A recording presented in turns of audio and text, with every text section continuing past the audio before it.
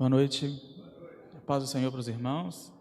Boa noite para você que está em casa acompanhando. Hoje a gente vai ter que dar uma acelerada nos conteúdos, mas eu quero que você preste bastante atenção, porque ao longo dos capítulos que a gente for ministrando hoje, a gente vai deixando algumas pérolas aí para que você anote, preste atenção e se deleite na palavra do Senhor. Eu agradeço ao pastor Gil, pastor Jorginho, pelo convite. Sou grato a Deus por esse tempo, por esse momento, e gostaria muito, que Deus os retribuísse com toda sorte de bênção. Para mim é um motivo de muita alegria estar aqui hoje para compartilhar com vocês da palavra. Na semana passada, teve muita gente que me ligou, que mandou mensagem, falando algumas coisas a respeito daquilo que a gente havia comentado. Então, assim, eu queria de coração agradecer você que tirou um tempo, assistiu e recebeu da parte de Deus a ministração que a gente veio trazer, grandes amigos, meus parentes, minha mãe em São Paulo, seu marido, minha irmã nos Estados Unidos, meu irmão na Inglaterra, meus tios, pastores, em São Paulo, aqui em Ipatinga, pastor Eduardo Brito, meu grande amigo também nos Estados Unidos, um grande abraço para vocês. Gostaria de dizer para vocês que eu trago algumas coisas que são literalmente revelações dentro da palavra do Senhor, mas eu também estudo, eu gosto de sentar para ouvir, eu gosto de sentar para aprender. Então, as minhas referências para estudar, e eu louvo a Deus pela vida destes homens, pastor André Silva de São Paulo, pastor André Ribeiro de Belo Horizonte, pastor Rafael do Rio de Janeiro e o doutor Alderi Nelson Rocha, são meus instrutores, são meus mentores, homens que compartilham comigo da palavra, e eu louvo a Deus pela vida deles também. Se você puder procurar, ouvir, até adquirir material, você vai ser abençoado. Então, nós vamos dar início a essa corrida agora um pouquinho mais acelerada, porque eu quero ver se ainda sobra tempo para eu contar especificamente uma história. O livro de Samuel é livro histórico, então são muitas histórias, e eu creio que você que é frequentador assíduo de escola dominical já sabe a maioria delas. Você que ainda não sabe essas histórias, aí o meu conselho para você é: seja um frequentador assíduo da escola dominical, porque na escola dominical é que a gente tem que aprender essas histórias de forma mais detalhada, mais extensa. O Destrinchando a Bíblia, a gente já está só dando uma passada para que haja esse conhecimento. Então, na semana passada, eu falei muito sobre Samuel, dividi em 3 personagens que o livro conta, que é Samuel, Saul e Davi. Então eu falei muito a respeito de Samuel, do homem da transição, homem que vai trazer e estabelecer algumas coisas que às vezes a gente acha que a importância dele estava só no fato de ungir o rei, Saul e Davi, mas tem algumas outras coisas que a gente precisa estabelecer. Então, como homem da transição, ele teve um papel importantíssimo com a fundação da Escola de Profetas, e isso a gente precisa deixar assim bem claro, para que a gente conheça esse personagem um pouquinho mais amplo, Então, a gente falou sobre Samuel, e agora, hoje eu quero falar um pouco sobre Saul e Davi, mas eu quero passar dentro da história e comentar algumas coisas que normalmente a gente não comenta da história deles. São detalhezinhos, coisas que às vezes a gente passa despercebido e não percebe. Então eu vou deixar essas pérolas. Algumas eu vou entrar um pouquinho mais a fundo, outros eu vou só comentar, e aí eu espero que o Espírito Santo toque no seu coração para gerar sede, para você pegar a sua Bíblia e ler, e conferir, e estudar, Então a gente passou um esboço, um panorama geral do livro de 1 Samuel. A gente falou de forma um pouco mais aleatória, depois a gente falou também um pouco mais aleatória da parte do livro de de 2 Samuel, porque o livro de 1 Samuel vai falar especificamente de Samuel, depois de Saul e o seu governo, a unção de Davi como rei, e aí agora no segundo livro de Samuel, já vai falar sobre o reinado de Davi. Então,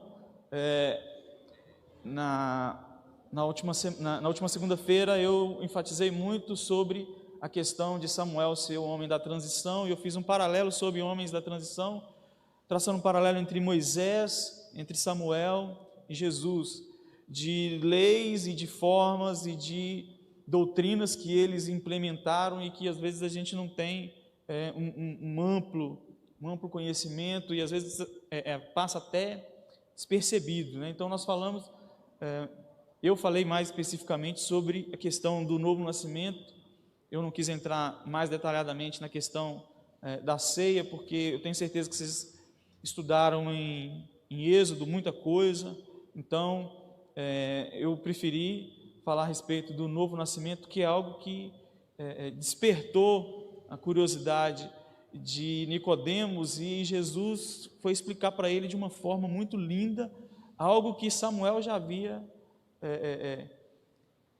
tido esse interesse, essa curiosidade. Então a gente falou, depois a gente falou um pouquinho sobre a questão, né, da oração de Ana, da forma da mãe gerar uma criança, da importância que isso tem, e estava até conversando com o pastor Eduardo, a gente estava falando que Ana, ela sabia que o sacerdote, ele não estava muito bom, Eli estava numa decadência ministerial terrível, e ainda com filhos que eram completamente depravados.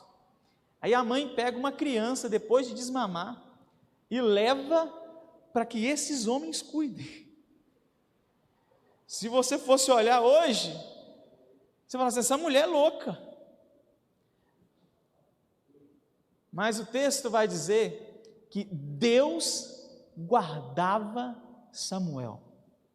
Você pai, você mãe, tenha essa certeza, porque eu sei que tem pais que têm filhos que moram fora, tem filhos que estudam fora, e o medo, a insegurança, né, a proteção, tenha uma certeza, se você guarda os seus filhos em oração, Deus guarda os seus filhos, e Deus guardou Samuel.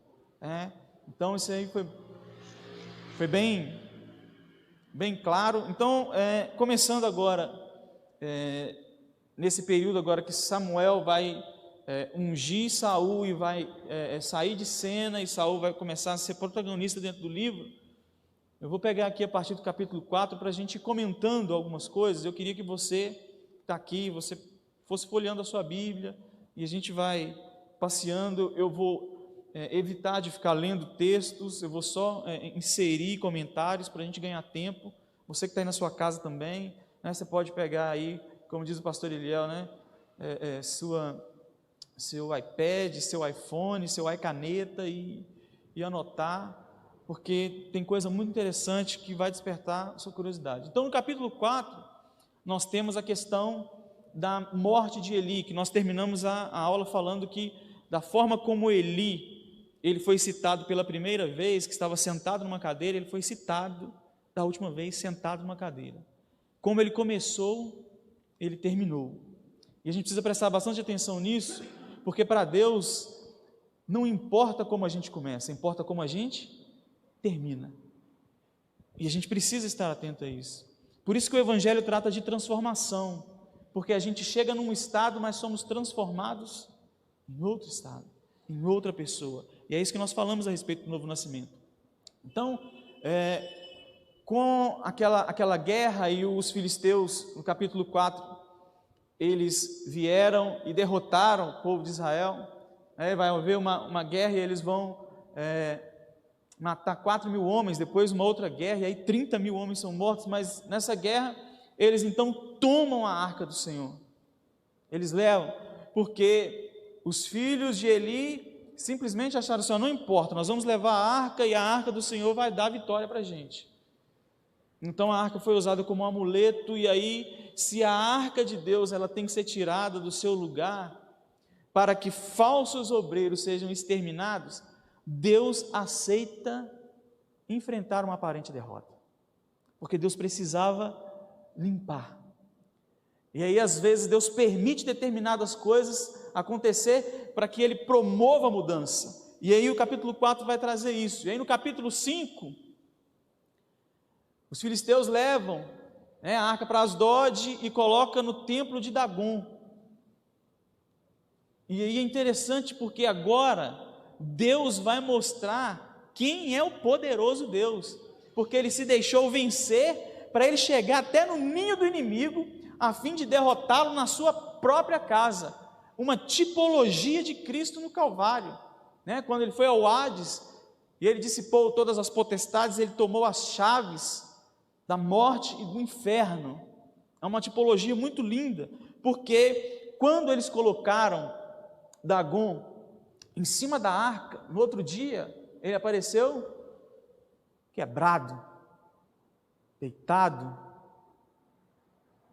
e isso foi algo surreal para eles, porque eles sabiam que eram objetos inanimados, e ao se deparar com aquilo, eles ficaram surpresos. Isso é uma tipologia muito grande, porque Deus ele tem essa capacidade de ir até onde está o inimigo, para que lá ele o derrote, e isso é uma coisa tremenda da parte de Deus, porque foi isso que ele fez.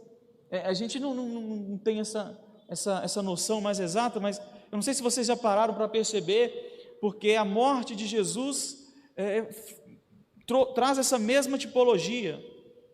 Não sei se vocês já pararam para pensar, mas normalmente a gente lê o capítulo de número 2 de Atos e a gente só fica empolgado ali com a questão da descida do Espírito Santo. Mas quando Pedro pega a palavra e ele vai pregar, porque Pedro era o único que não tinha testificado a respeito de Jesus, todos os outros discípulos, quando foram chamados, já falavam assim: não, esse realmente é o Cristo, esse realmente é o Messias. Pedro não tinha falado nada. Então agora chegou a vez dele falar, e quando ele foi falar, ele começou a falar de algo muito tremendo, porque ele foi falar da autópsia que aconteceu no corpo de Jesus quando Jesus morreu. Porque, segundo diz a Bíblia, o alimento que Satanás tem é pó da terra. Pó da terra é isso aqui, ó. E aí o que acontece? Quando a gente morre, os germes da corrupção vêm comer essa carne humana. E é esse o alimento que Satanás tem. Pecou, ele vai lá e come. E aí o que acontece? Jesus morre. E eu vou fazer vocês imaginarem comigo, dá uma viajada comigo agora. Jesus morre, então Satanás fala assim: morte, pode vir, porque agora esse corpo aqui você pode comer. Morreu, acabou. Só que aí a morte chega e fala assim: não, primeiro tem que fazer uma autópsia, porque se não tiver pecado, eu não posso tragar. E aí, então eu fico imaginando a morte chegando e pegando e olhando os pés e dizendo assim: Satanás, eu não posso pegar, porque os pés são muito formosos, porque formosos são os pés daquele que anunciou a paz. Aí Satanás fala: não, tem que achar algum erro, ele não pode ser esse Messias, ele não pode pagar o preço que a gente exigiu derramando sangue inocente. E eu imagino então a morte, vamos ver a mão como é que está, mãos limpas, e o coração está puro. Não, tem que achar alguma coisa. Eu imagino a morte dizendo assim: mas até os dentes dele são de leite, porque uma das provas biológicas de que Jesus não pecou é que ele não trocou os dentes de leite. Não sei se você já viu isso, mas se não viu, vai ouvir hoje pela primeira vez. Não?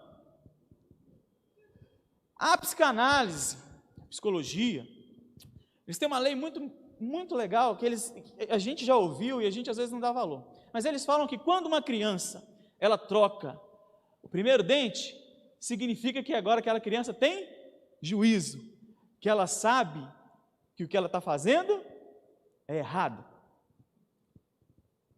Então, se a gente transformar essa leitura, da psique para um contexto nosso bíblico cristão, poderia-se dizer então que mesmo que não seja para condenação, a criança cometeria o primeiro pecado. Quando ela troca o dente de leite, aí agora ela passa a fazer as coisas com maldade consciente, Então ela está fazendo coisas erradas. Agora, Jesus, ele fez alguma coisa errada? Não fez.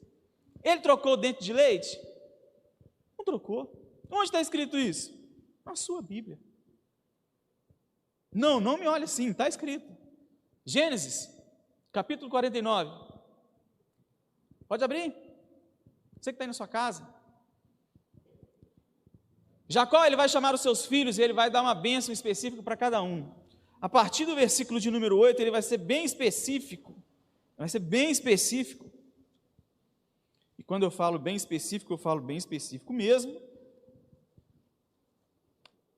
Ao falar e profetizar para Judá, porque Jesus era descendente de Judá. Então o texto vai começar a falar a respeito de Judá no versículo 8. Então eu vou te convidar a gente ler, e onde tiver Judá, a gente substitui por Jesus, que você vai ver o que aconteceu. Jesus, a ti te louvarão os teus irmãos. Ele é o primogênito de muitos irmãos. O que nós fazemos? Nós o louvamos. A tua mão será sobre o pescoço de seus inimigos. Na cruz, os filhos de teu pai se inclinarão a ti. Nós vimos isso. Judá é um leãozinho, da presa subiste, porque ele ressuscitou. Encurva-se e deita como um leão quando morre. Quem o despertará? O cetro não se arredará, porque ele é rei dos reis e senhor dos senhores, nem o legislador dentro dos seus pés, até que venha Siló, e a ele congregarão os povos. Ele amarrará o jumentinho à vide, o filho da sua jumenta. Até o jumentinho, Jacó está profetizando. Porque foram dois jumentinhos que ele pediu para chamar. Ele ia montar em quanto? Em um só. E o outro, quem que era para montar? João Batista, que era quem ia abrir o caminho, Malaquias 3. Mas aí onde João Batista estava? Estava morto, porque veio para a cidade antes da hora. Esse é outro detalhe. Aí ele continua. A cepa mais excelente, e ele lavará a sua veste no vinho, e a sua capa no sangue, na sua morte. Os seus olhos serão vermelhos de vinho, porque ele vai morrer, ele vai sofrer na cruz, e aí os seus dentes brancos de leite. A morte então olha e fala assim: não tem pecado, eu não posso tragar esse corpo. Aí Jesus se levanta, eu imagino o inferno correndo, Satanás e os seus demônios em polvorosa, e aí Jesus começa a falar: ô morte, onde está, ô morte? Cadê você? Cadê a sua vitória? Tragada foi a morte, a vitória. E aí o que ele faz? Ele toma as chaves da morte e do inferno. E onde ele estava? Lá no território deles. Só um exemplo, depois você continua a leitura. E aí o que acontece? Deus então, ele, no capítulo 5, ele mostra esse seu poder. E aí, no capítulo 6, capítulo 5 para o capítulo 6, eles mandam a arca de volta, e aí eles fazem algo que eu queria chamar a sua atenção também, e pedir Jesus para segurar esse relógio, porque ainda tem muita coisa para falar. Mas o que eles fizeram? O povo foi assolado com tumores, o povo foi assolado com peste, com morte, com dor. E aí o que eles fizeram? Pegaram os tumores e fizeram 5 modelos daqueles tumores de ouro, 5 ratos de ouro, colocaram a arca numa carroça de boi e mandaram, porque eles achavam que aquilo ali seria suficiente para que aliviasse o peso sobre a vida deles. Essa história a gente conhece, a gente já leu, mas o que eu queria chamar a atenção é que Deus foi revelado às nações por eles como um Deus materializado, porque eles achavam que entregando esses objetos, eles estariam resolvendo os problemas causados pela arca. E essa questão de mostrar um Deus materializado, isso é muito sério, porque isso continua nos nossos dias. Tem gente que acha que igreja é só dinheiro. Tem gente que acha que alcança o favor do Senhor só dando dinheiro. E quem que passa essa mensagem? Somos nós. Nós deixamos de viver e ensinar os princípios de ofertas, de dízimos, para mostrar um Deus mega, ultra power, poderoso, rico, esbanjador, e não é essa a essência de Deus. Deus, Ele é dono de tudo, sim. Tem poder para te fazer prosperar e enriquecer, sim, eu creio nisso, só que não é dessa forma que Ele quer ser revelado. E uma particularidade, depois eu queria que você meditasse, é que Israel estava passando essa mensagem. As nações estavam enxergando um Deus materializado ao ponto de eles acharem que isso resolveria. E a gente precisa prestar atenção, porque nós lemos essa Bíblia que está aí na sua mão, mas a Bíblia que o mundo lê é eu e você. E a gente precisa tratar isso com responsabilidade. Nós precisamos agir dentro de uma responsabilidade com isso. E aí, então chega no capítulo 7, há uma nova incursão dos filisteus, e aí então Samuel, ele vai exortar o povo ao arrependimento. Ele vai chamar o povo, e aí ele vai clamar ao Senhor, e o povo vai falar assim, Samuel continua clamando. Então Samuel, ele levanta um clamor, o povo se arrepende, e Deus dá vitória àquele povo. Porque a gente precisa saber que basta um homem e um altar reparado que vem vitória de Deus. E a gente precisa entender isso, a gente precisa praticar esses princípios, porque Deus, Ele tem coisas grandes para fazer através das nossas vidas, e a gente não para perceber que o meio que Deus tem para tocar a terra e fazer coisas aqui na terra é eu e é você. Ele pode mandar anjo, pode fazer anjos até se materializar, mas Ele gosta de usar pessoas. Foi para isso que Ele criou a mim, Ele criou você. Então o capítulo 7 vai deixar essa mensagem, né, de conserto, de arrependimento, de volta do povo para Deus. Mas aí o que acontece? Chega no capítulo 8, o povo pede um rei, e Samuel começa a fazer o mesmo que Eli. Os filhos de Samuel já passam a não ser exemplo. Embora tivesse nome bonito, mas nome bonito não garante caráter. O seu pai era respeitado de norte a sul do país, eles nem no sul onde moravam. Não adianta chamar Joel, Jeová é Deus, não adianta chamar Abias, Jeová é meu pai, se a minha conduta não condiz, se o meu caráter não condiz. Tem uma coisa que a gente precisa aprender. Se nós aprendermos a cuidar do nosso caráter, Deus cuida da nossa reputação. E a gente precisa ter esse cuidado, a gente precisa ter esse zelo. E aí no capítulo 8 vai trazer isso, e aí de repente o que acontece? O povo quer uma mudança, e o povo pede um rei. E já havia determinado isso em Deuteronômio 17, qual que seria o procedimento. E aí Samuel ficou muito triste, porque ele se achou injustiçado, ele se achou preterido, mas Deus disse assim para ele assim, Samuel, fica tranquilo, porque o povo não está te rejeitando, o povo está rejeitando a mim. E isso é muito grave, isso é muito sério, porque todas as vezes que nós rejeitamos a Deus, nós adquirimos alguns reis para a vida da gente, e pessoas ou coisas passam a governar a nossa vida, e Deus não se agrada disso. E é muito interessante, porque se a gente for olhar, o povo pede mudança, e aí a gente vê que Samuel, como homem da transição, ele vai enfrentar o mesmo que Moisés, que era da transição, e o mesmo que Jesus. Moisés, ele viu com seus próprios olhos Deus ser rejeitado pelo povo no Sinai. Deus convidou o povo, Deus marcou com o povo, eu vou descer daqui 3 dias, e vocês vão subir, vocês vão ser consagrados como nação sacerdotal.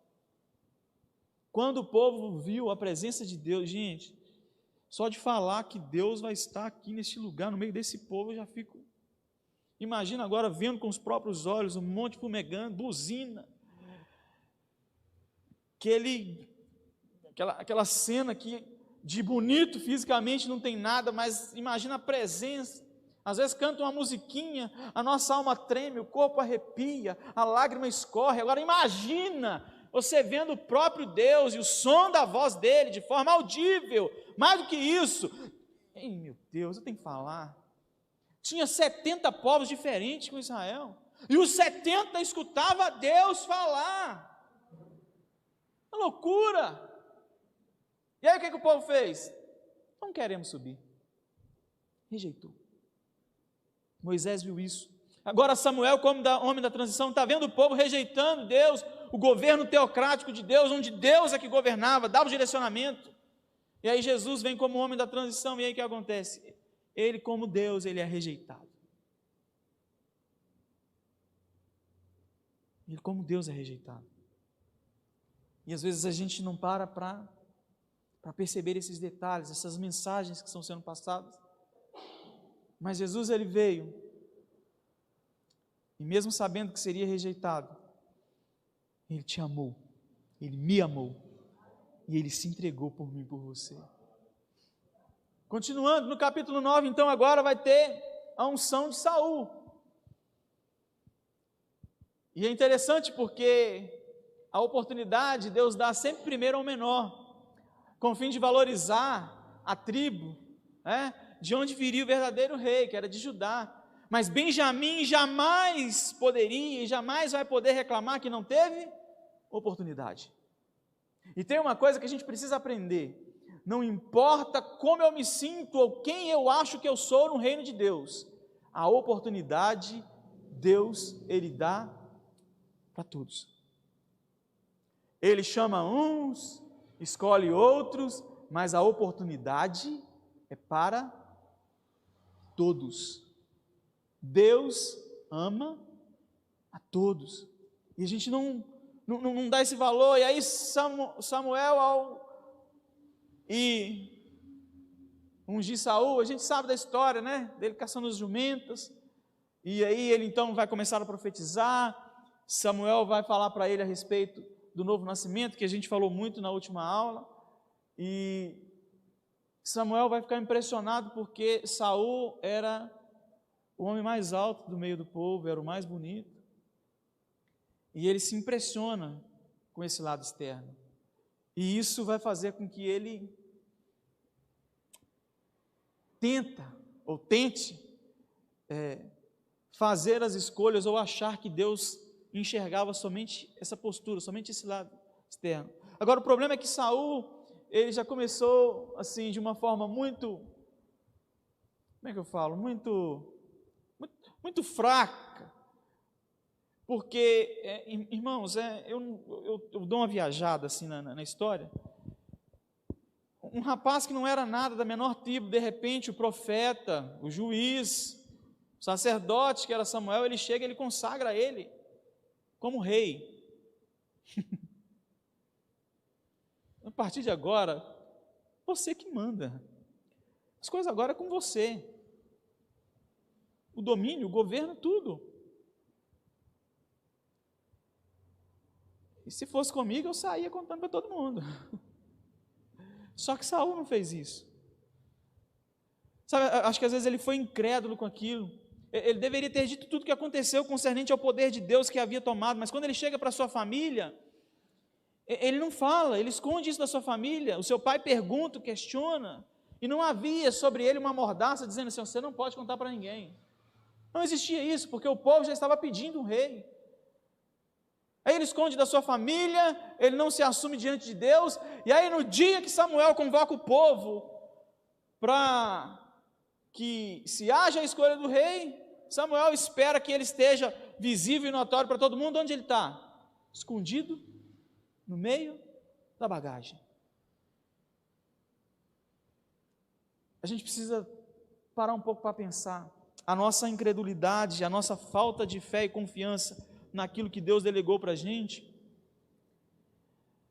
demonstra a nossa incredulidade. Deus não gosta de incredulidade. E às vezes a gente subestima essa capacidade de Deus em nos usar. Às vezes a gente subestima a capacidade que Deus tem de fazer coisas grandes na nossa vida, e não é dessa forma. E então, Deus estava assim descontente com o seu povo. Eu gosto de falar que Saul, ele serviria como corvo, foi para Noé.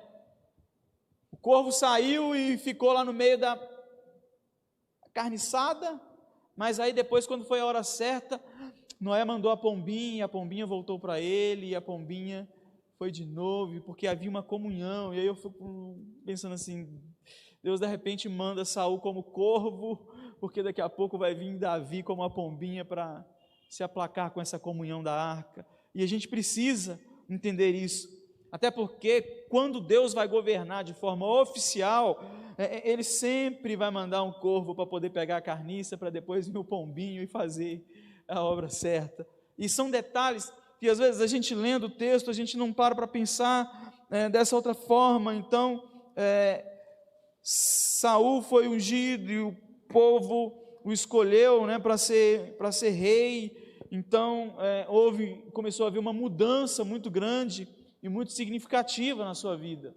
No capítulo 11, então, a partir do capítulo 11 agora, vai começar a falar das histórias, onde ele começa a se mostrar e se revelar como um bom comandante, como um bom rei, um rei que sai, empreende, vence batalhas, Então o capítulo 11 vai falar da história de uma batalha que ganhou para Saul apoio popular, Ele começou a ser conhecido em Israel. Ele conduziu os israelitas nessa batalha contra os amonitas e livrou do poder deles a cidade de Jabes de Gileade. Então ele começa agora a ser conhecido, a ser reconhecido. No capítulo 12 tem a despedida de Samuel, Samuel abre mão do seu cargo, e nessa despedida ele incentiva o povo a ser fiel ao Senhor, e ele avisou que se não fosse, haveria consequências também. E eu imagino que Deus estava muito, muito triste, porque ele é que governava, e agora o povo havia pedido um rei. Então essas mudanças, eu fico imaginando e tentando sondar a mentalidade do povo, para poder de repente abrir mão de alguém que vinha e falava assim diz o Senhor, para alguém que vai agir agora com sua própria consciência. Então o capítulo 13 e 14 vai começar agora a mostrar erros de Saul, que seriam motivo de Deus recusar estabelecer a dinastia desse Benjamim, por causa de rebeldia e ambição. Deus avisou que daria o rei para outra família. Saul, ele desistiu da arca, ele não foi procurar a arca. O tempo que ele governou sem a arca, sem a presença de Deus.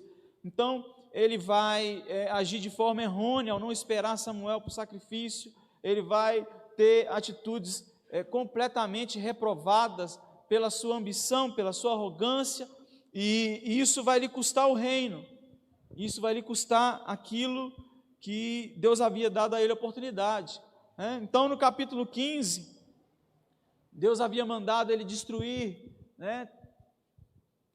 ele havia mandado destruir tudo, havia mandado destruir todo o povo, havia mandado destruir completamente os amalequitas. Só que é o que acontece, ele poupa o melhor gado e ele poupa a vida do rei. Deus manda destruir tudo, ele não obedece, e aí o que ele faz? Ele culpa ainda o povo. E Saul era fraco nessa área, porque ele não tinha capacidade de assumir os seus erros. Saul, ele sempre justificava, ele nunca assumia, ele nunca confessava, ele nunca tentava corrigir, ele nunca se arrependia, e ainda tentava comprar Samuel com dízimos que o Senhor não queria receber. E isso de estar sempre justificando vai ser uma marca terrível, vai ser uma marca terrível. E a gente precisa entender que errar não é normal, mas faz parte da caminhada. Mas reconhecer, se arrepender, deixar e retornar é algo sublime, é algo digno, é algo honroso. E ainda assim Samuel não fazia isso. Aí o que acontece? Saul não fazia assim. Então Deus mandou Samuel ir lá repreender Saul e falar para ele que Deus havia reprovado e havia rejeitado ele como rei. E eu fico imaginando como que alguém recebe uma notícia dessa. Imagina se, de repente, alguém chega para você e fala assim: olha, Deus te rejeitou.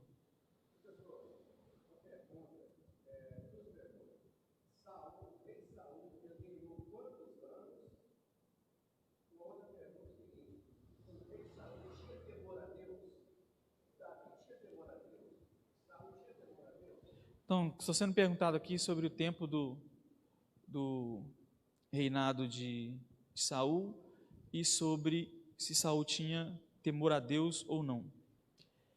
Eu quero falar primeiro do temor a Deus. A gente tem dificuldade em entender o que é temor a Deus. Se você for pegar a sua Bíblia, temor a Deus vai dizer que é princípio de sabedoria. Temor a Deus vai dizer que é dizimar, Deuteronômio 14. Temor a Deus vai dizer a respeito do seu comportamento com relação ao Senhor. E tem algo que eu gosto muito de falar, é que essa postura onde eu olho para você e avalio se você tem temor ou não, eu digo para você que Deus não me constituiu como juiz, porque é algo muito individual. Costumo dizer para os membros da minha igreja que eles deveriam dar graças a Deus porque eu não sou o porteiro do céu. E não quero ser também. Exatamente por causa destas pequenas questões. Exatamente por causa desses pequenos detalhes. Porque a gente costuma não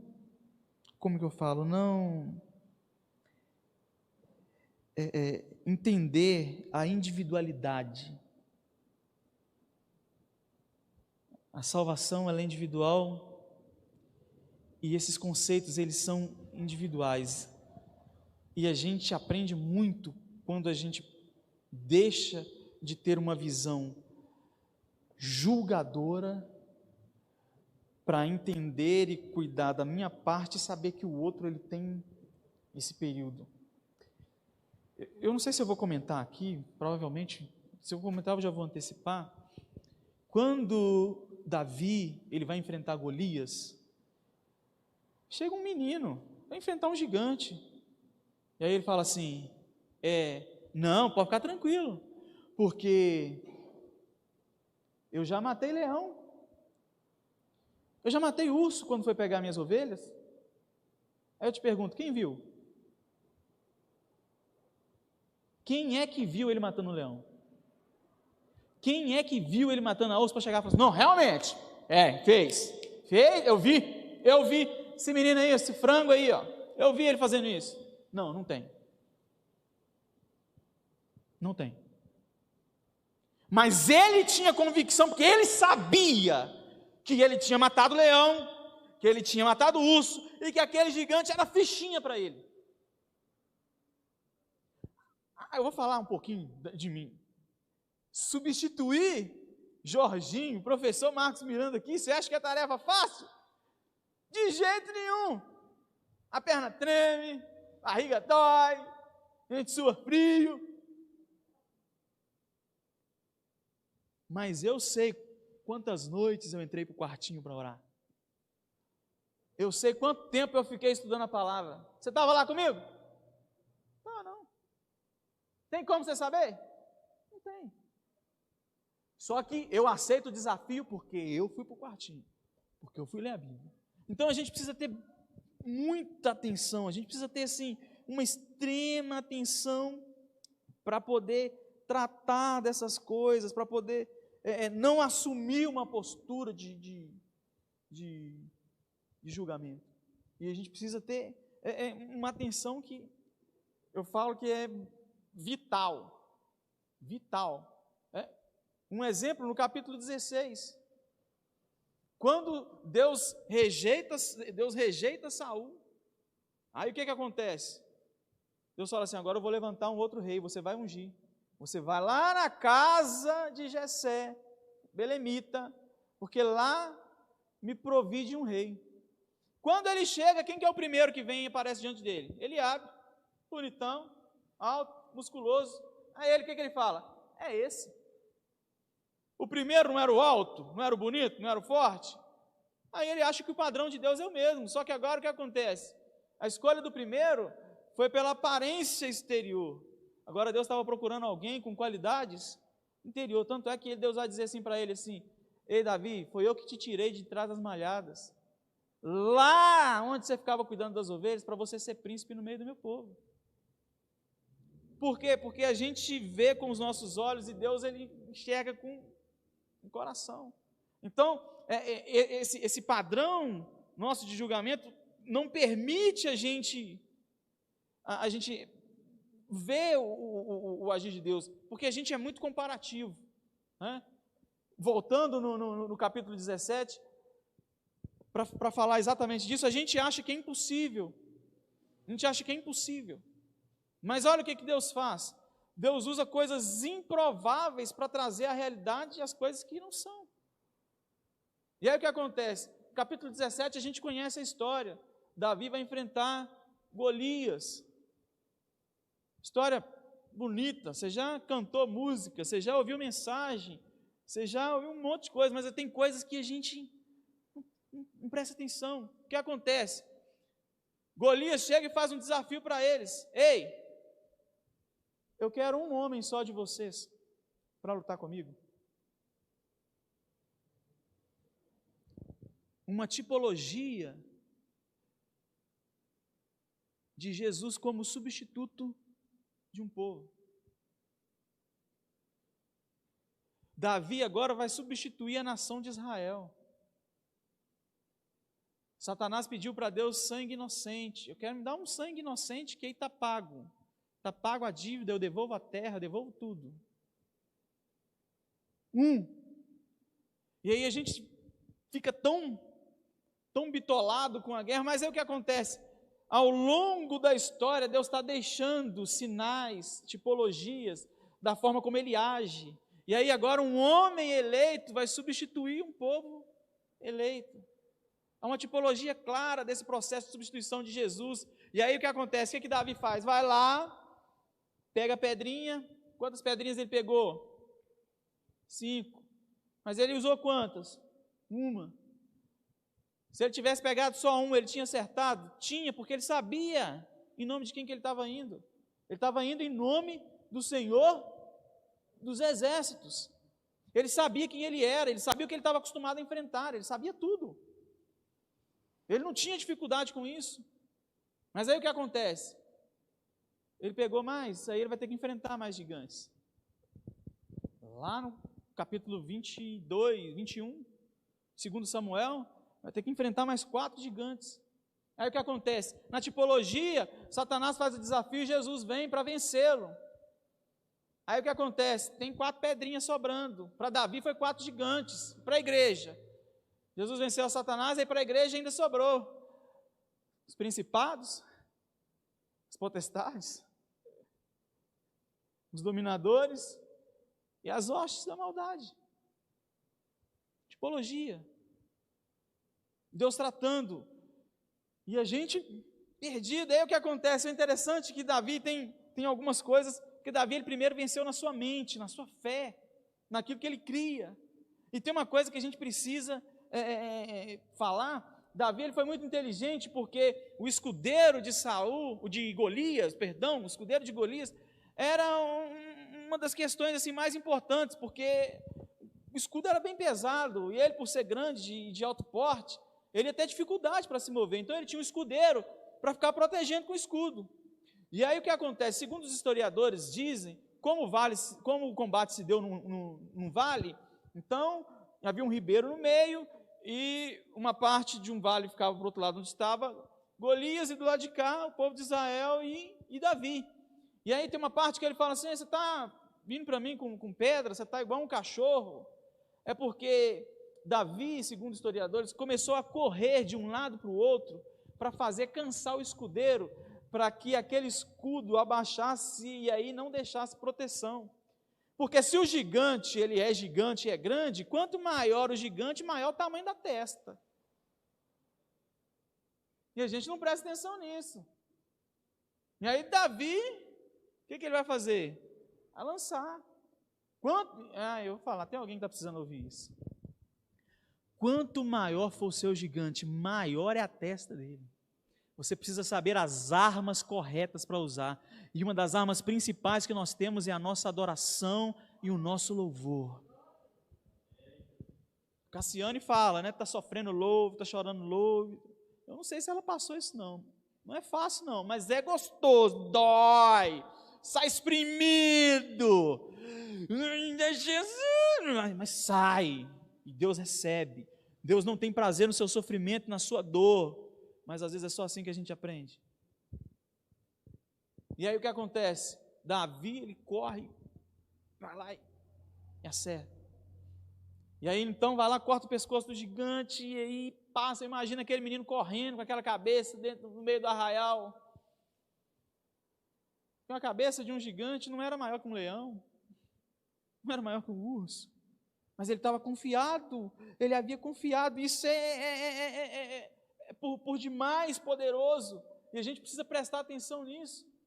E então Davi agora começa a ter um destaque, ele é chamado para ir para a casa do rei, até porque o rei havia prometido zerar os impostos dele, e havia prometido também a filha. Então, vou esperar agora o momento, porque vou casar, vai chegar o tempo que eu vou me tornar aí genrinho querido do rei. E aí então começa essa incursão de Davi entrar nesse convívio com Saul. E aí, então o capítulo 18 vai dizer da amizade dele com Jonatas, que a comunidade LGBT costuma querer enfiar na cabeça da gente que era um relacionamento homossexual, mas forçar demais, né, comunidade? Menos. O amor que os irmãos de Davi tinham preterido, agora Deus vai enviar Jonatas para que Jonatas o cubra, né? E aí então Davi vai começar a trocar as vestes de pastor do campo para vestes de príncipe, porque Jonatas vai dar para ele aquilo que ele precisava para estar no palácio com dignidade, vai dar para ele manto, vai dar para ele roupas, vai dar para ele espada, vai dar para ele arco, vai dar para ele um cinto. Sem saber, Davi já começa a herdar seus direitos de príncipe. Por quê? Porque Deus cuida.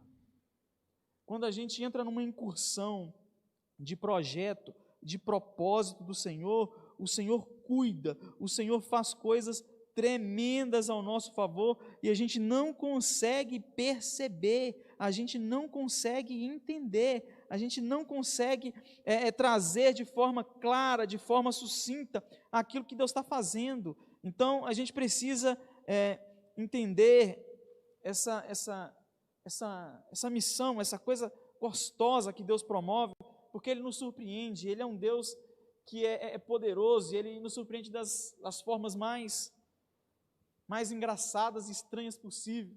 Tem um amigo que costuma dizer assim, que às vezes ele acha que Deus é muito esquisito, porque às vezes as coisas e a forma como Deus faz é totalmente contrário àquilo que a gente pensou e àquilo que a gente imaginou. Então, o texto vai continuar dizendo, e aí nos capítulos 19 ao capítulo 24, vai falar muito sobre essas incursões de Davi, e aí vai começar esse conflito com Saul, porque agora Saul vai entrar em paranoia, porque Davi agora ele começa a se destacar. Por que Davi começa a se destacar? Porque a unção agora está sobre a vida dele. O Espírito do Senhor que antes estava sobre Saul, agora sai de Saul e passa a habitar com Davi, e aí Davi então tem sucesso.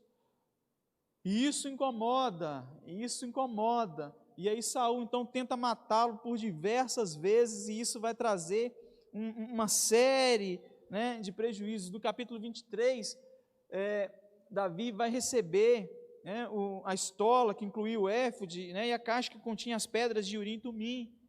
Isso vai ser passado porque Saul vai mandar matar os sacerdotes, Saul vai exterminar os sacerdotes, porque ele não estava preocupado em governar com a presença de Deus, ele não estava preocupado em governar restritamente com a presença de Deus. Para Saul a arca não existia, para Saul ele não queria saber onde estava, ele não queria saber nada a respeito da presença de Deus. Então aí vem para Davi uma experiência muito grande no capítulo 25, que é a história de Nabal, um homem rude, grosso, e Davi tenta fazer alguma aliança, e aí o que acontece? Ele precisa passar por uma experiência de perdão, através de ensinamentos de Abigail, porque ele precisa entender que a vingança ela é do Senhor, a vingança ela é do Senhor, a gente precisa entender isso de forma firme, de forma forte, a vingança ela é estritamente do Senhor. Eu quero acelerar para eu poder falar isso ainda hoje. Então, aquela lição de perdão, Davi aprendeu, e aí, quando ele precisou conversar com Saul, ele vai se lembrar do que aconteceu na história de Nabal, onde ele teve que se segurar e entender o papel de Abigail, né? Abigail é o tipo daquela igreja que sobe com as circunvirgens prudentes, de Mateus 25, e ele vai tirar grandes aprendizados a respeito daquilo ali. Do capítulo 26 ao 31, vai falar sobre as guerras entre os israelitas e os filisteus, que levou à morte de Saul, abrindo lugar para o coração de Davi como rei de Israel. Então, no capítulo 28, Saul consulta a necromante, e aí tem uma série de polêmicas nessa área, que a gente gastaria uma aula inteira só para poder falar sobre isso, mas eu queria ser muito sucinto para vocês. Saul, existiam algumas formas como Deus falava com os homens naquela época, era através dos profetas, através do sacerdote e através dos sonhos. Deus dava sonhos para aqueles homens. E aí o que acontece? Profeta, Samuel já tinha morrido. Os sacerdotes eram 86, Saul matou 85 e Abiatar fugiu. E aí, para piorar, nem sono ele tinha. Ou seja, ele tinha cortado completamente todas as formas de Deus falar com ele. E aí o que acontece? Quando a gente acredita e acha e não encontra jeito de falar e Deus falar, o que a gente faz? Aí tem irmão que lê horóscopo. Ai, Deus não está arrumando um companheiro para mim, eu vou ler horóscopo, vou fazer. Aí vai, né, nas irmãs aí que costuma. Impossível. Aí as pessoas questionam, foi o espírito de Samuel que apareceu. Gente, não precisa nem discutir isso. O homem já foi numa mulher que não tinha nada a respeito de Deus ali. Então não adianta, não tem que tentar criar teoria ou teologia em cima disso. Se ele tivesse ido na casa da irmã Maria de oração, aí era diferente, mas não foi. Não foi. Então eu não gosto nem de entrar nesses detalhes, porque senão é igual a questão de Moisés. Então eu não posso entrar nesse detalhe. Moisés morreu ou não morreu?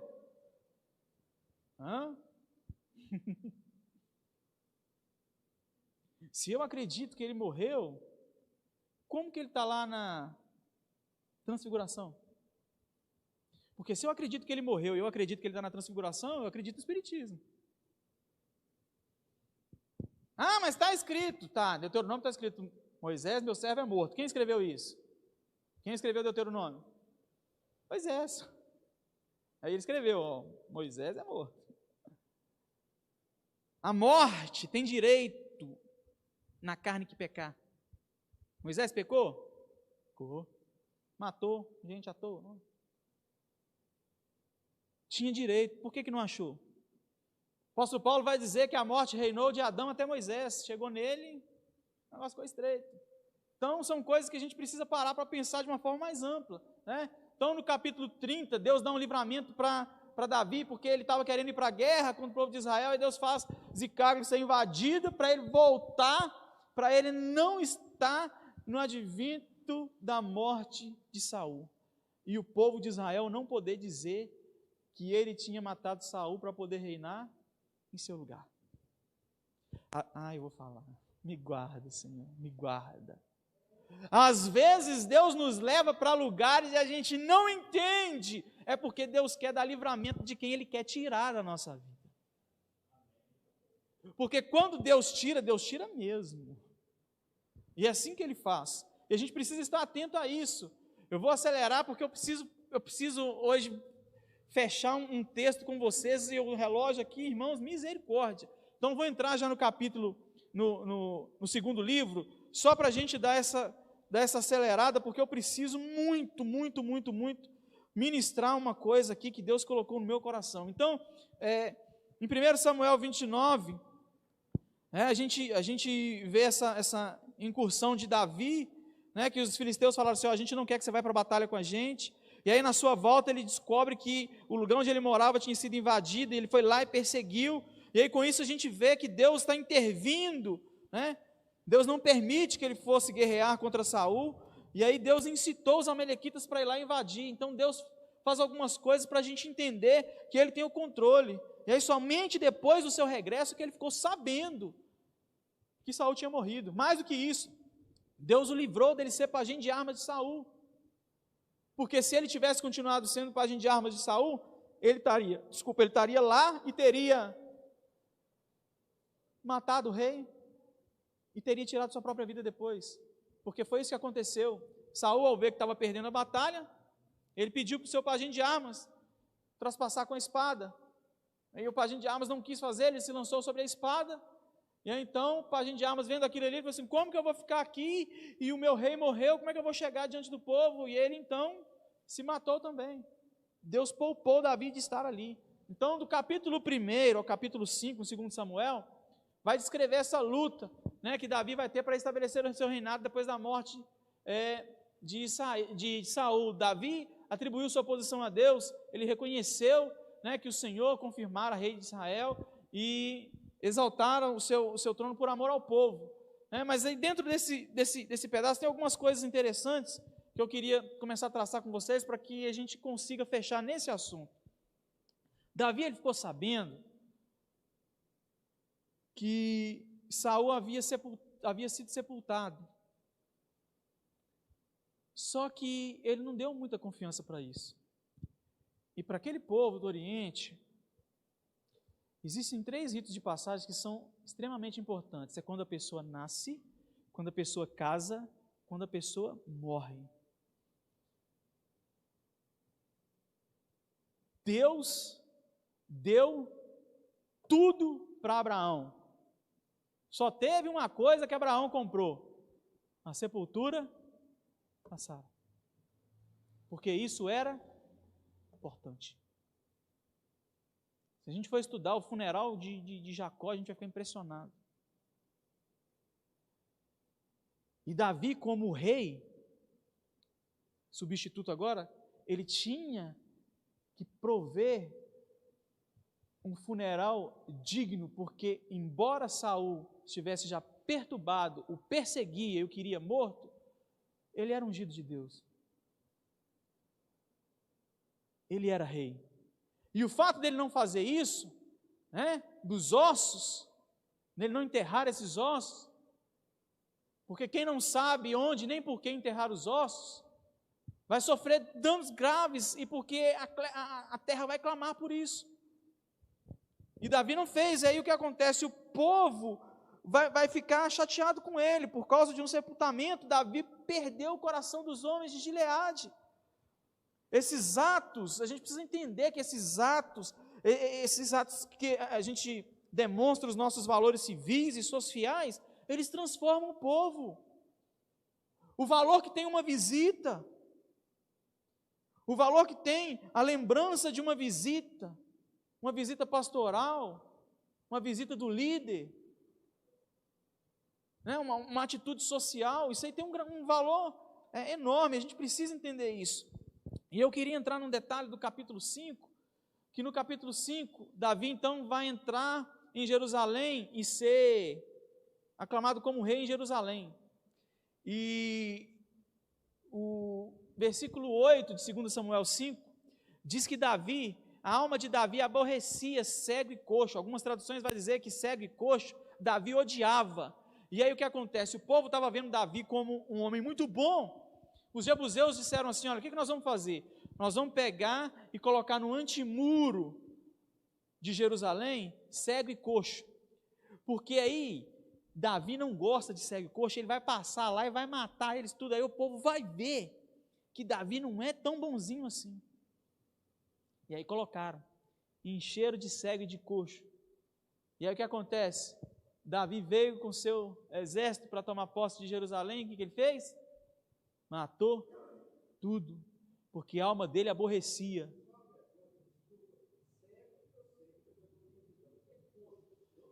Então, a Bíblia traz o pessoal está perguntando a diferença o que significa coxo. A Bíblia traz uma diferença interessante quando ela fala de coxo e aleijado. Então significa que não são a mesma coisa. Então eu entendo que coxo seria aquele que teria algum membro inferior, né?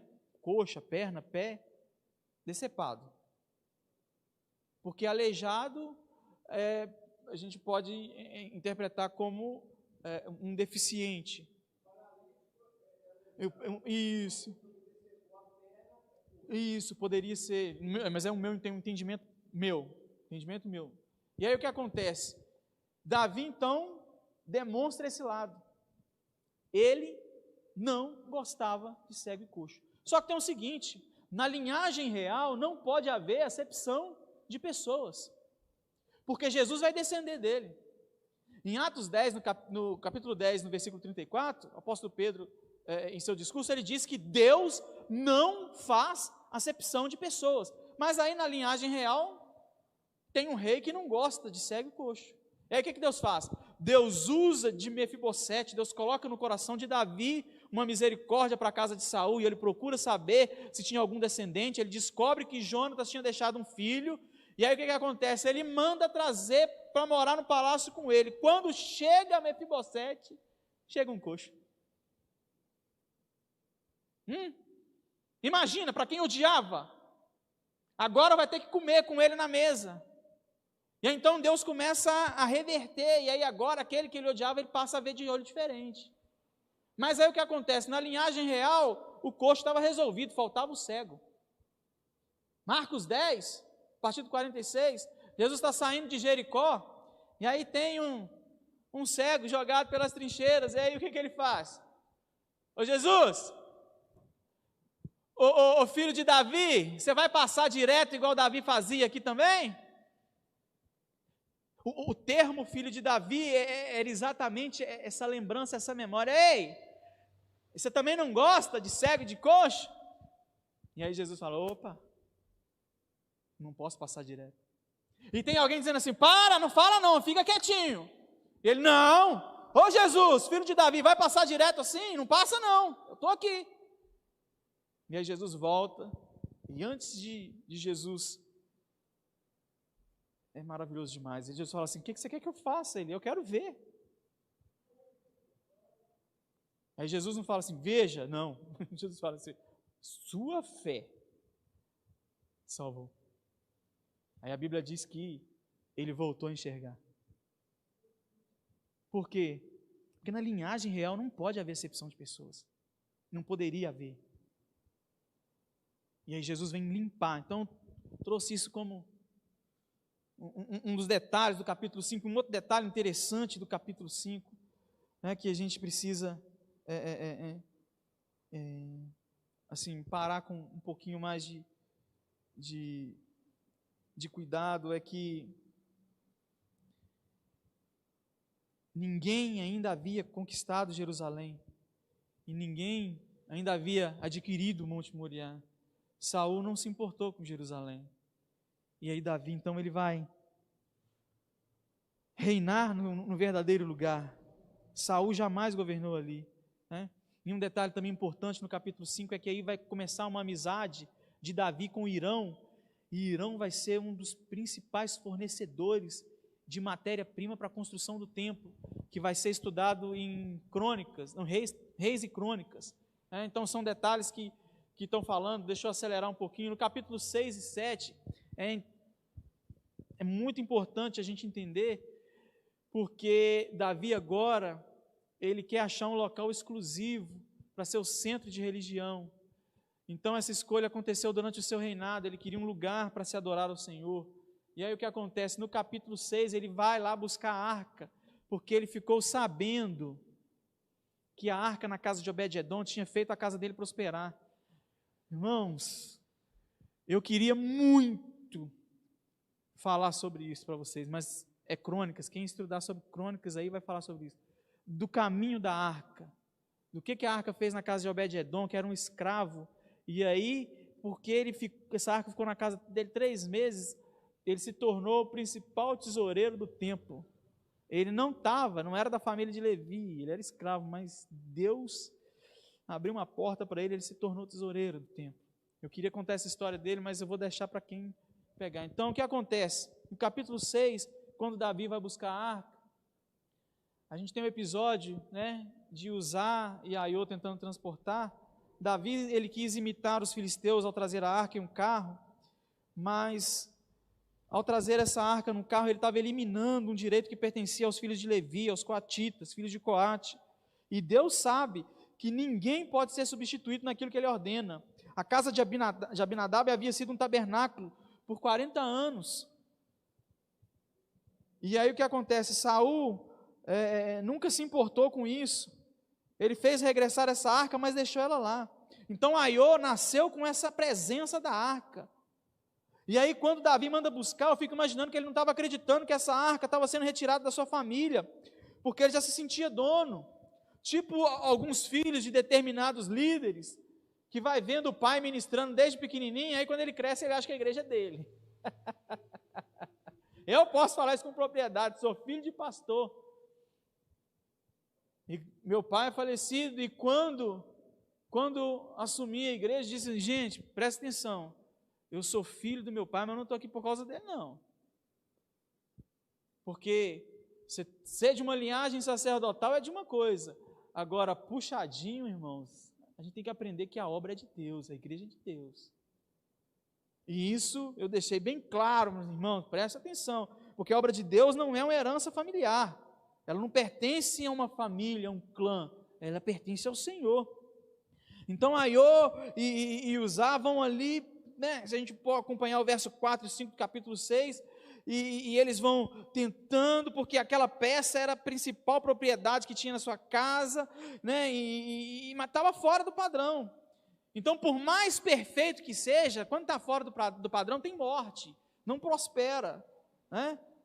Lúcifer estava acostumado com todos os ritmos, estava acostumado com o céu, mas estava fora do padrão, caiu.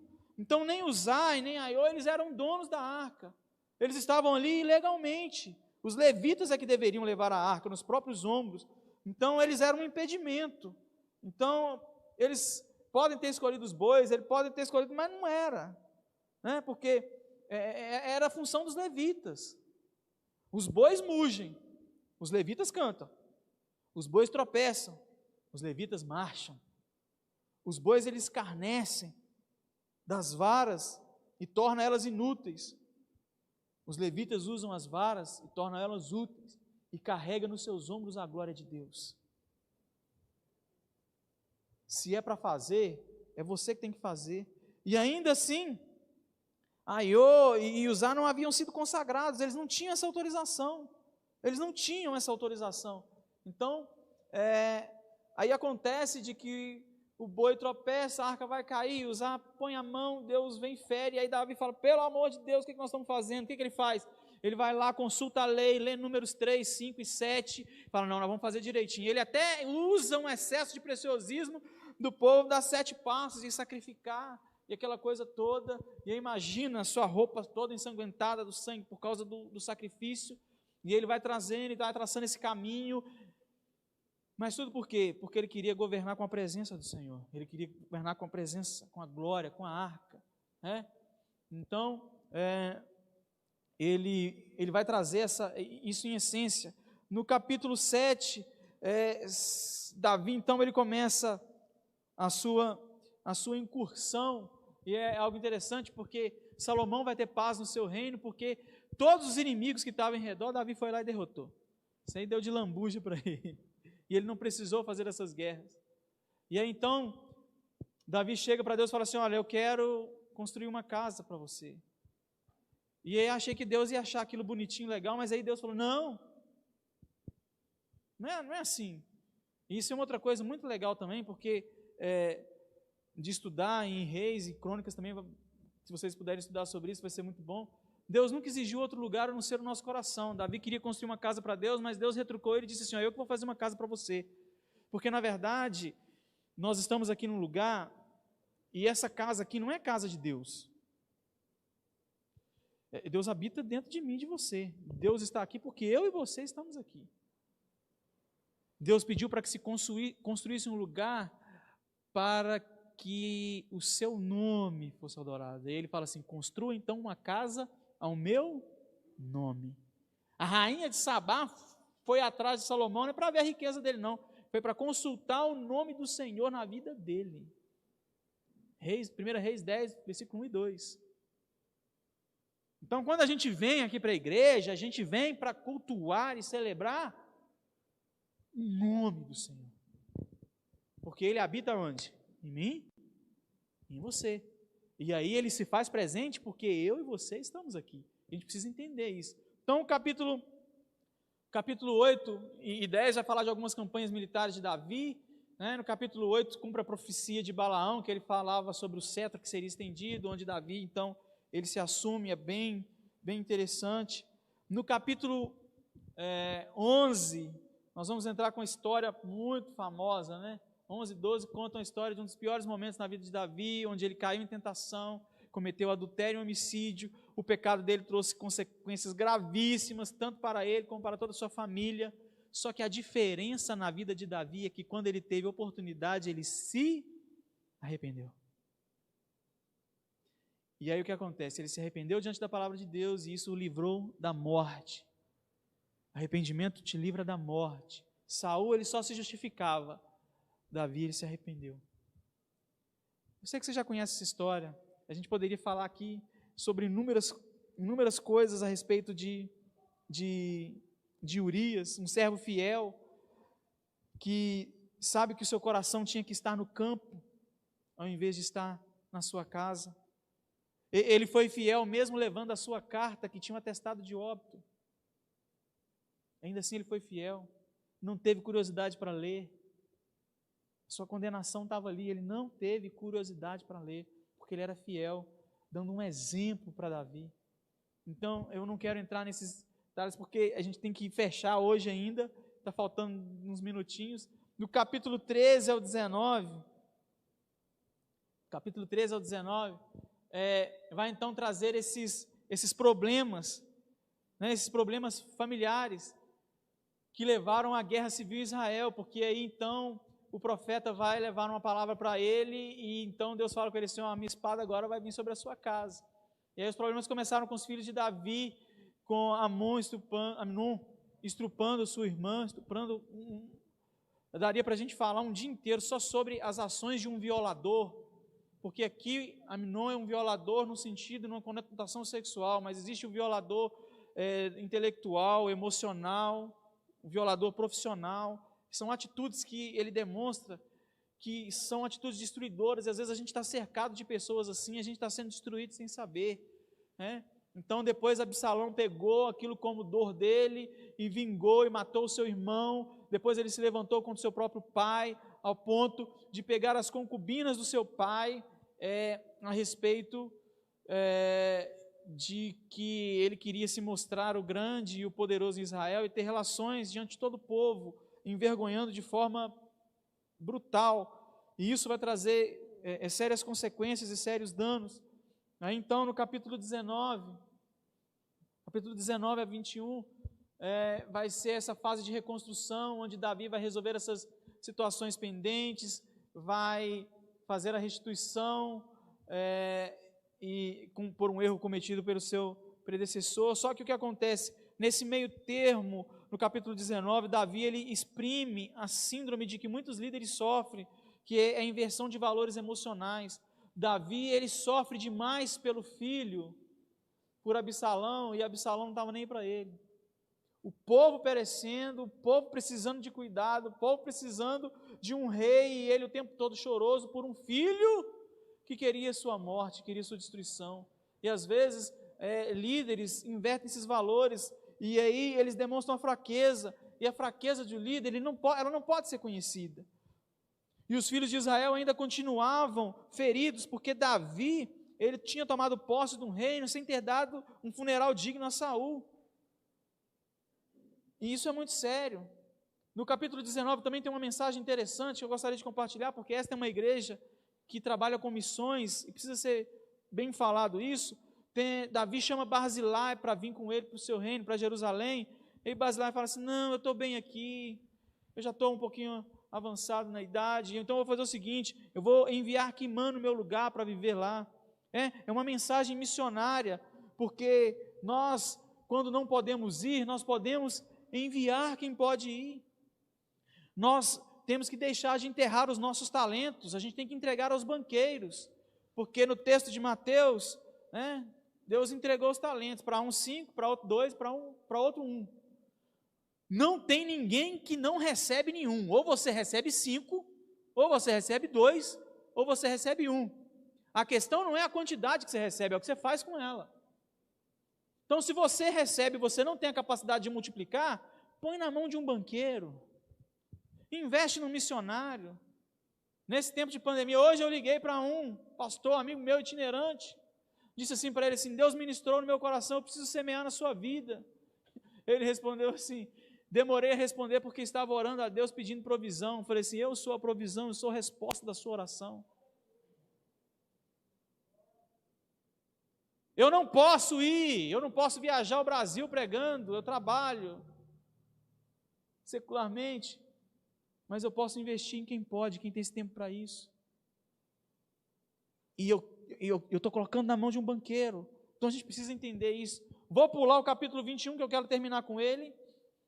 O capítulo 22, irmãos, isso é algo tremendo. O capítulo 22 é o Salmo 18, onde Davi, profeticamente, ele vai elencar os eventos da morte de Jesus, não narrado nos evangelhos, é o que aconteceu no mundo espiritual. Se você conseguir ler com esse sentimento, você vai ficar impressionado do que aconteceu no mundo espiritual. A gente poderia, uns 2 dias, falar só sobre isso. No capítulo 23, vai falar sobre os valentes de Davi, que eu também não vou entrar, porque Crônicas vai trazer toda essa citação. Aí no capítulo 24, Davi vai cometer mais um erro grave. O que acontece? Ele vai fazer um censo, e Deus vai ficar bravo com ele. Por que Deus vai ficar bravo com ele? Porque ele vai fazer um censo que Deus não autorizou, e aí isso causou a morte de mais de 70 mil homens em Israel, porque contar o povo não era problema, mas o fato de não entregar as ofertas provenientes de cada alma contada. Êxodo 30, versículo 12, 13 e 14, Deus disse assim, olha, todas as vezes que vocês forem ser contados, quem tiver de 20 anos para cima, vai ter que dar meio ciclo de oferta, para ser usado no tabernáculo, para ser usado no santuário. Um ciclo é mais ou menos 11,420 gramas. Então, meio ciclo, 5,7 gramas de prata. A grama de prata hoje estava R$ 5,06 centavos. Então, 5 vezes 5,7 dá 28 reais. Então, cada um que fosse contado acima de 20 anos tinha que dar 28 reais de oferta. Quando Davi mandou fazer o censo, ele não pegou essa oferta. E aí Deus falou assim, você fez errado. Tanto é que depois ele vai oferecer do seu próprio tesouro uma oferta a Deus. Oferece 5,7 kg. E Deus reprovou, porque ele estava agindo fora da lei. Ele não estava agindo conforme a lei do Senhor. Eu quero encerrar com vocês falando do capítulo 21, que eu pulei, mas é só para encerrar esse 24, Deus feriu o povo por causa disso, e acontece que o maior sofrimento, e eu creio, agora eu fico imaginando o coração de Davi, não é a gente ver uma pessoa inocente sofrer. O maior sofrimento é a gente saber que aquela pessoa inocente está sofrendo por culpa de um erro nosso. E Davi viu 70 mil homens ser mortos. Só que hoje na graça a gente sabe que o preço por todos os nossos escritos de dívida foi pago na cruz do Calvário. Jesus riscou a cédula que era contra nós. Ele riscou, ele prevaleceu, né? Então, mas é interessante, é um princípio bíblico. A hora que fizer um recenseamento da igreja, vai fazer a contagem dos membros, vamos ofertar, porque isso tira o orgulho. Essa oferta, ela queima simbolicamente esse orgulho, e eu acho que é por isso que existem os fracos, os enfermos e os doentes que o apóstolo Paulo fala em 1 Coríntios. Porque às vezes a gente está acostumado, e aí, olha, a igreja está crescendo, você sabe quantas pessoas tem, mas aí a gente não oferta ao Senhor por isso, para o cuidado do santuário. Eu quero que vocês me aguentem só mais uns 10 minutinhos ou um pouquinho mais, porque eu quero voltar nesse capítulo 21. Seria muito interessante se a gente tivesse tempo para falar também do terreno de Araúna, onde Davi vai comprar aquela terra e ele não quer ficar sem dar nada que custe ao Senhor. E ali, aquela terra ali é o Monte Moriá, é onde vai ser erguido o templo de Deus.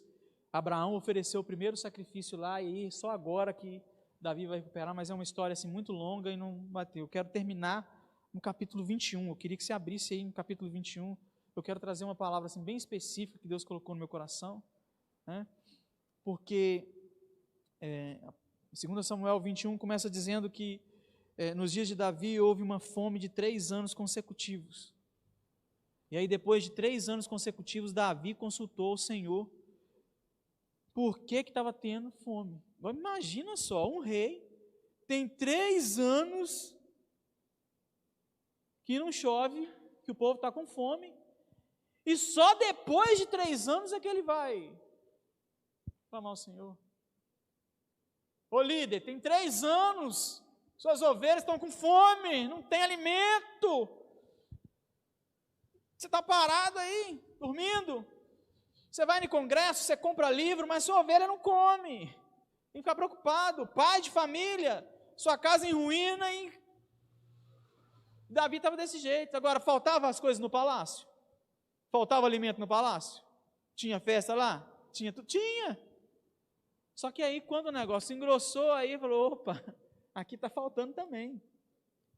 Aí ele resolveu perguntar para Deus, e Deus é tão gente boa que Deus respondeu, não está chovendo, e está desse jeito por causa de Saul, da sua casa sanguinária, e porque ele matou os gibeonitas. Havia um pacto sido feito, que os gibeonitas não poderiam ser tocados. E segundo consta, numa incursão de Saul, ele deu veneno para os gibeonitas e matou quase 30 mil homens. Eles morreram silenciosamente, de uma forma covarde. Só que havia sido feito um pacto entre Israel e os gibeonitas. Deus falou para não fazer pacto com esse povo, mas uma vez que eles fizeram o pacto, Deus honra.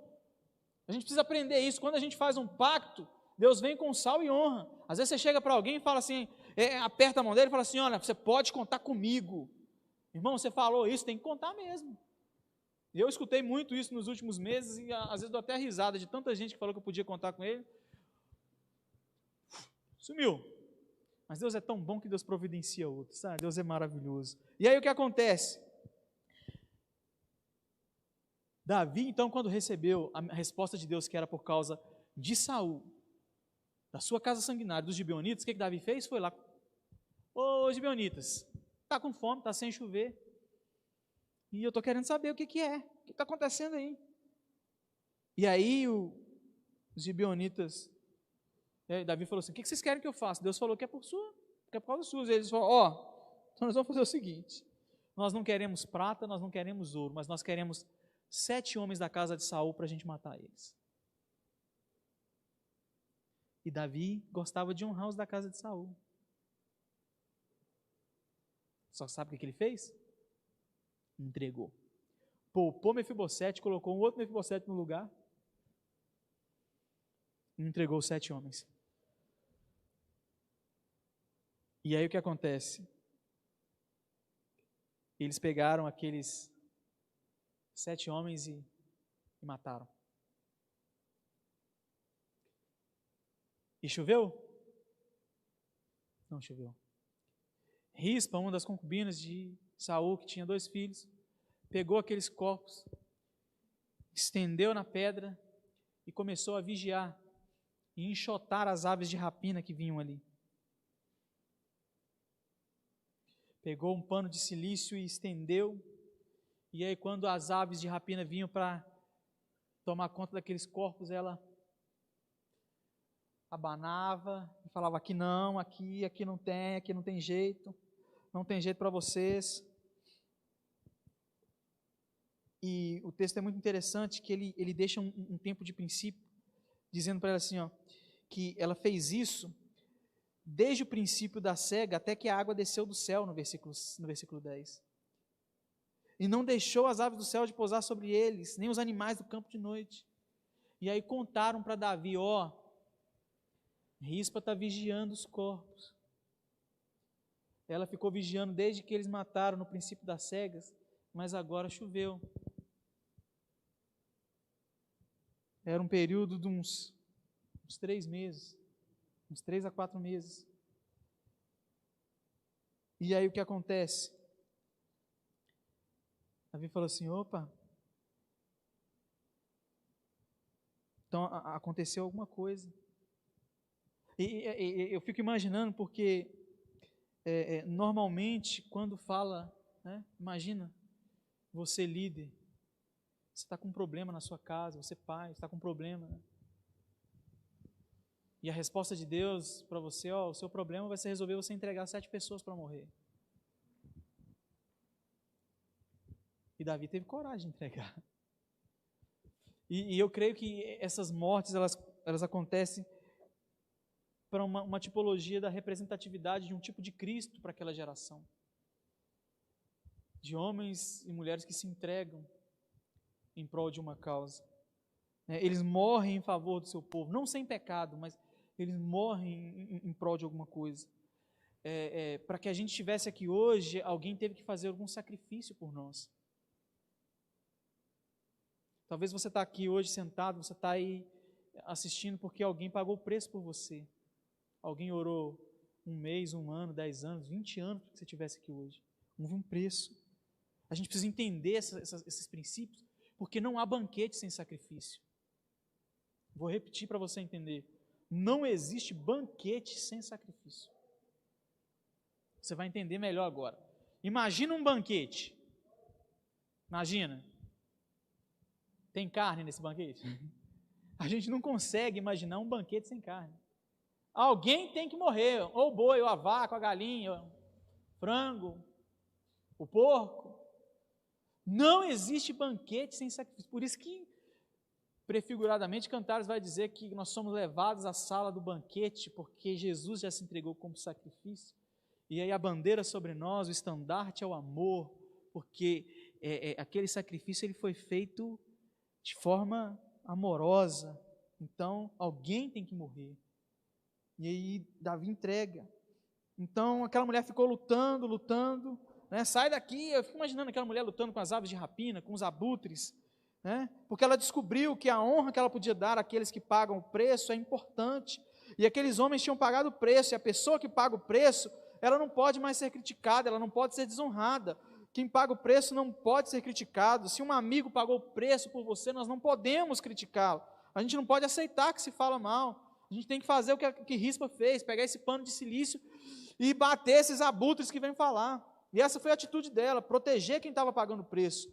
Deus quer isso de mim, de você, para que a gente tenha essa disposição, né? Aí a gente fala assim, o que essas aves de rapina? Irmão, tem uma ave de rapina pior do que o pensamento. Vem uns pensamentos. Não vamos entrar nesse detalhe não, que eu preciso, está faltando poucos minutos para eu chegar, para terminar aqui. E aí ela fez isso até que choveu sobre eles. No verso 1 está dizendo que não chovia há 3 anos, que tinha fome. E aí agora aquela mulher, ela tem uma atitude e ela, assim, eu preciso ficar aqui até que chova, porque aquele que pagou o preço sabe que a chuva tem que cair de qualquer maneira. Qual que era o preço? Deus falou assim com Davi: o problema é os gibeonitas. Davi falou para os gibeonitas: como é que a gente resolve? Me dando 7 homens para eu matar. E eles mataram, e agora a Rispa vai lá e fala assim: vou honrar vocês porque vocês pagaram o preço, então enquanto não chover, eu não vou deixar de proteger vocês. Vocês não podem ser colocados para abutre e ave de rapina vir comer e vocês serem desonrados, vocês pagaram o preço. E aí então Davi ouve disso, fala: espera aí, o que está acontecendo? Deus dá uma revelação para Davi, e ele fala assim: então é por causa dos ossos que não chove. Eles pagaram o preço e eu não me importei. Eles pagaram o preço e eu deixei eles de qualquer forma. Eu não dei um tratamento digno para quem pagou o preço, eu não fui lá e enterrei. É por causa desses ossos que não foram enterrados é que não chove. E aí, à medida que ele entregou esses 7 homens, eu imagino, né, Davi dizendo para o povo: ó, está com fome, a situação está feia, está sem chover, Deus já me respondeu, é por causa dos gibeonitas. O gibeonito falou que precisava de 7 homens, já entreguei, então agora vai chover, vamos embora para casa, vamos ficar tranquilos, porque vai chover. Só que aí passa 3 meses e não chove. Imagina a murmuração: ué, pastor, você falou, que ia acontecer e agora não acontece? Mas aí não dá honra para quem paga o preço. Não dá honra. E aí eu fico imaginando: peraí, gente, o pessoal já morreu, o que está faltando? Aí alguém chega para ele e fala assim: ó, Rispa está lá abanando os corpos lá para os abutres não pegar. Ele fala: opa, esqueci de honrar quem paga o preço. Aqueles meses de murmuração deve ter sido terrível para ele. Davi ficou naquela expectativa: meu Deus, por que não chove? Os homens já morreram e ainda não choveu. Meu Deus, por que não chove no meu ministério? Por que não chove na minha casa? Por que não chove na minha vida? É porque você não enterrou o osso e não deu valor ao preço que foi pago. E eu estou falando aqui tem 1h30 e eu estou falando só para chegar nesse ponto, porque foi para isso que Deus me trouxe aqui. Eu não sei se eu estou falando para você que está aqui ou se é para você que está em casa. Enquanto não se enterrar os ossos, Deus não vai ser propício à terra. Deus não vai ser propício a você.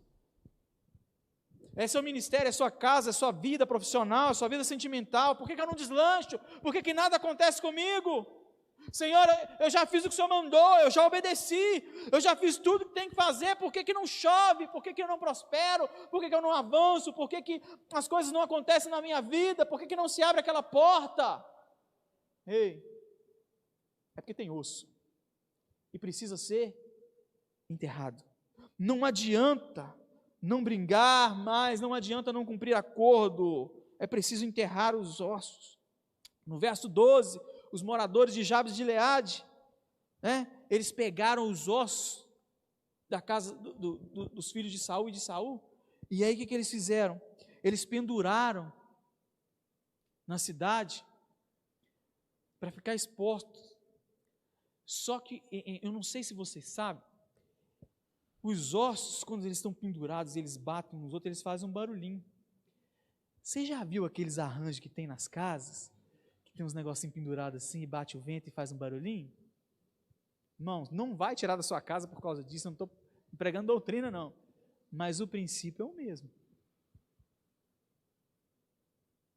E eles fizeram isso, desonrando, e por isso que os homens de Gileade ficaram chateados com Davi, porque Davi não deu um tratamento digno, e agora Deus não é propício à terra, porque precisa enterrar os ossos.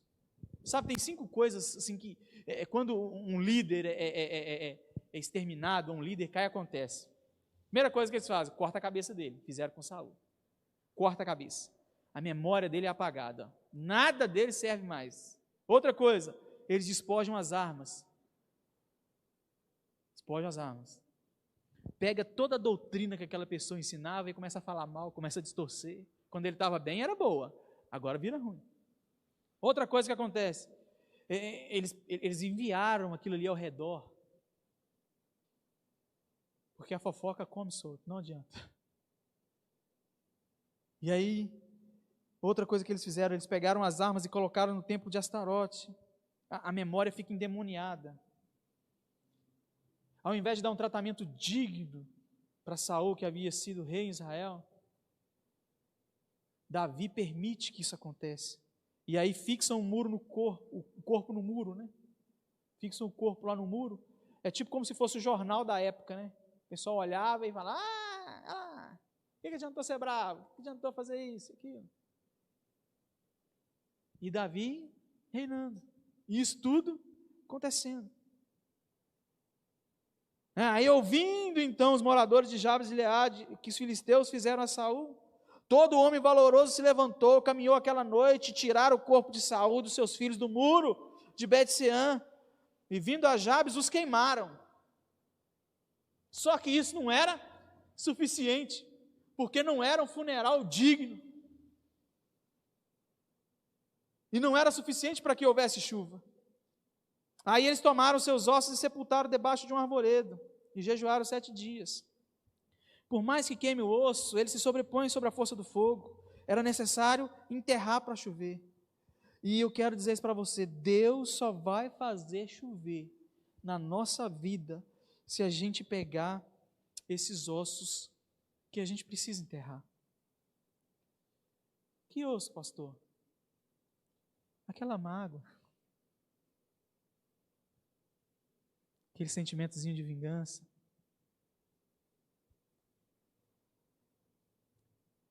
Sabe, eu não entrei nesse detalhe da história para falar isso agora. Saul estava perseguindo Davi, e aí estava na caverna, o que Davi fez? Cortou um pedacinho do manto, da orla do manto, e ficou com aquele ossinho. Na hora que ele falar qualquer coisa, eu vou falar com ele, aqui ó, você tentou me matar, você está tentando me matar, mas na hora que eu queria, poderia te matar, na hora que eu quisesse. Ó. Mas aí ele se arrependeu de ter feito isso. Quando Saul estava saindo da caverna, ele falou, Saul, peraí, eu tive a oportunidade, mas eu não fiz, porque você é ungido do Senhor. Mas a gente tem problema. Tem gente que guarda mágoa, tem gente que guarda rancor. Aquela palavra que você ouviu ainda corrói a sua alma. E às vezes você fala assim, o mundo dá volta. Ele ainda vai comer aqui na minha mão. Ei, dê essa volta toda para dizer para você, nós precisamos enterrar esses ossos, porque Deus quer se tornar propício a mim e a você para realizar grandes coisas, mas enquanto nós formos uma geração carregando o osso, não enterrando, não dando valor a quem realmente paga o preço, Deus não vai se aplacar com a terra e não vai chover, nem na minha nem na sua vida. Aí lá em 1 Samuel capítulo 31, vai narrar isso, né, de uma forma legal, porque vai falar sobre quando eles pegaram esses ossos, eles cortaram a cabeça e fizeram isso, né? Só que o que acontece? Eles puseram a arma, humilharam, fizeram tudo que podia, só que enterraram debaixo do arvoredo, mas Deus não aceitou, porque tem que partir da liderança, tem que partir de quem está envolvido. Seu líder, seu pastor, sua mãe, seu pai não pode fazer nada por você. Existem coisas que você precisa enterrar. Uma vez eu fui num seminário, num congresso, e durante as ministrações havia um homem que ele sempre chorava muito. E a gente, por estar lá alguns dias, a gente começou a desenvolver uma amizade. E eu perguntei para ele, por que você chora muito? Porque as palavras aqui tocam, mas tem hora que alguém está contando uma história engraçada e você está chorando. E aí ele falou assim, é porque eu perdi o meu filho há 2 anos e eu não consegui superar a perda dele. Eu choro todos os dias por causa dele. Aí ele mostrou foto O quarto do filho dele continuava arrumado. Todos os dias ele levava café da manhã no quarto para ele e para o filho. Ele levava almoço para ele e para o filho, porque para ele o filho ainda estava ali. E aí então a gente chamou o pessoal da liderança do congresso e falou assim: a gente precisa fazer alguma coisa. E Deus tocou num dos líderes e falou assim: ele precisa enterrar esse filho. Porque enquanto ele não enterrar, ele não vai conseguir viver. E era mais ou menos umas 11 horas da noite, nós saímos para um canto que tinha lá, fomos cavar um buraco, achamos um galho de árvore, e aí o líder foi ministrar com ele. Olhem, seu filho morreu, se você não enterrar. E ele havia dito também que ele não tinha participado do funeral porque ele ficou dopado. E aí então nós fomos como se estivéssemos indo para um cemitério, tinha um buraco. E nós falamos: esse galho de árvore aqui é seu filho. Ele: não, é um galho de árvore. Não, agora é seu filho. E aí você vai ter que pega seu filho agora, coloca ele no buraco, e agora você vai jogar a terra e você vai enterrar ele. Não, a princípio era uma coisa simples. E nós começamos a orar, porque nós sabíamos que Deus precisava entrar naquele ato profético. E aí ele começou a levar um pouco na brincadeira, mas aí nós colocamos uma pá na mão dele e falamos assim: agora você vai enterrar. Aí ele não conseguiu. Aí ele começou a chorar, e aí nós começamos a orar, e foi assim umas 2 horas, 3 horas intensas de oração, até que ele começou a enterrar, enterrou tudo. Nós ficamos mais uns 4 dias no mesmo lugar. Não havia uma lágrima no rosto daquele homem mais. O Espírito Santo está ministrando no seu coração coisas que você precisa enterrar. Você precisa. Tinha que ser Davi, não tinha que ser os homens de Gileade. E aí Davi entendeu isso. Davi foi lá. Eles tinham colocado debaixo de uma árvore. Estava enterrado lá. Uma sepultura linda. Mas Deus disse: não, tem que ser Davi. E então Davi entendeu. Rispa serviu de inspiração. E aí ele foi lá. Pegou os ossos e enterrou na terra de Benjamim, no verso 14, na sepultura do pai dele. E ele fez tudo o que Deus ordenara. E o versículo 14 termina dizendo assim: ó, e depois disto, Deus se aplacou com a terra. Depois que ele enterrou os ossos, Deus se aplacou com a terra. Deus quer fazer chover sobre a sua vida. Deus quer fazer chover sobre a sua família. Deus quer abrir portas que ainda estão travadas, mas você precisa abrir mão disso que você está carregando dentro da sua alma, disso que você está carregando, desse sentimento de vingança, desse sentimento de ódio, desse sentimento de pavor, desse rancor, dessa amargura, dessa angústia. Ei, a vingança pertence ao Senhor. Deus não é vingativo, Ele é vingador. Ele não é justiceiro, Ele é justo. Enterra esse osso. E sabe qual que é o sinal? Porque quando você enterra o osso com sinceridade, você coloca diante de Deus e derrama diante dele a sua amargura, a sua angústia, o seu rancor, vem chuva sobre a terra. E eu digo para você, eu vou orar com você agora. Se você enterrar osso, o Espírito Santo revelar ao seu coração coisas que você precisa abrir mão, em 24 horas, pode marcar, até 9 horas da noite de amanhã, chove. Porque é o sinal e resposta de Deus de que Ele está se aplacando com a sua integridade e o seu coração, porque existem coisas que Deus não vai arrancar do seu coração, existem coisas que Deus não vai tirar do seu coração, é você que precisa enterrar. E eu vim aqui trazer essa palavra para você, chegou o tempo de enterrar esses ossos, chegou o tempo de viver algo diferente, você precisa viver algo diferente, você precisa. Porque quando a gente ajunta esses pedaços da nossa história negativa e sepultamos diante de Deus, Deus se torna propício à nossa terra, e esses ossos somente podem ser ajuntados e sepultados mediante o poder do perdão, o poder restaurador do Senhor.